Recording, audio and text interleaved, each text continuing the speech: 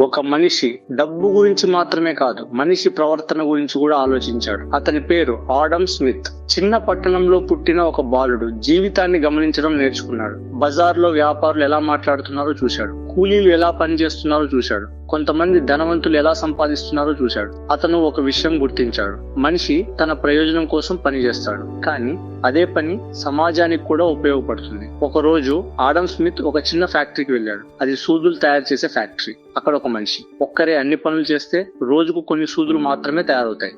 కానీ అదే పని 10 మంది కలిసి పంచుకుంటే రోజుకు 1000 సూదులు తయారవుతాయి.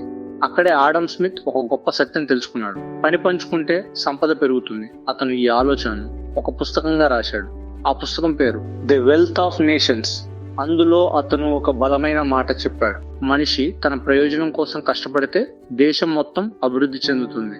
ఆడమ్ స్మిత్ చెప్పిన ఫిలాసఫీ చాలా సూటిగా ఉంటుంది. ఎవరూ దానం కోసం పనిచేయరు, ఎవరూ కరుణ కోసం వ్యాపారం చేయరు. అందరూ తమ లాభం కోసం పనిచేస్తారు, కానీ అదే లాభం ఇతరులకు కూడా ప్రయోజనం ఇస్తుంది. ఒక కూలీ పనిచేస్తాడు, అతని జీతం కోసం పనిచేస్తాడు. ఒక రైతు పంట పండిస్తాడు, అతను డబ్బు కోసం పంట పండిస్తాడు. ఒక వ్యాపారి వస్తువు అమ్ముతాడు, అతను లాభం కోసం అమ్ముతాడు. ఈ ముగ్గురు కలిసి దేశాన్ని బలంగా చేస్తారు. ఆడమ్ స్మిత్ మరో గొప్ప ఆలోచన చెప్పాడు. దానిని అతను ఇన్విజిబుల్ హ్యాండ్ అని పిలిచాడు. అంటే కనిపించని చెయ్యి. అది నిజంగా చెయ్యి కాదు, ఒక శక్తి. మనిషి తన ప్రయోజనం కోసం పనిచేసినప్పుడు అదే పని సమాజాన్ని ముందుకు నడిపిస్తుంది. ఫర్ ఎగ్జాంపుల్, ఒక బేకరీ యజమాని రొట్టె తయారు చేస్తాడు. అతను ప్రజల కోసం కాదు, తన కుటుంబం కోసం పని చేస్తాడు. కానీ అతని పని వల్ల పట్టణం మొత్తం తిండి పొందుతుంది. అదే కనిపించని చెయ్యి అని ఆడమ్ స్మిత్ చెప్పాడు.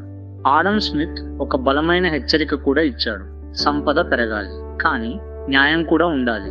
లాభం రావాలి, కానీ మోసం ఉండకూడదు. స్వేచ్ఛ ఉండాలి, కానీ బాధ్యత కూడా ఉండాలి. ఆడమ్ స్మిత్ జీవితంలో ఒక పెద్ద పాఠం ఉంది. అతను ధనవంతుడు కాదు, కానీ అతని ఆలోచనలు ప్రపంచాన్ని మార్చాయి.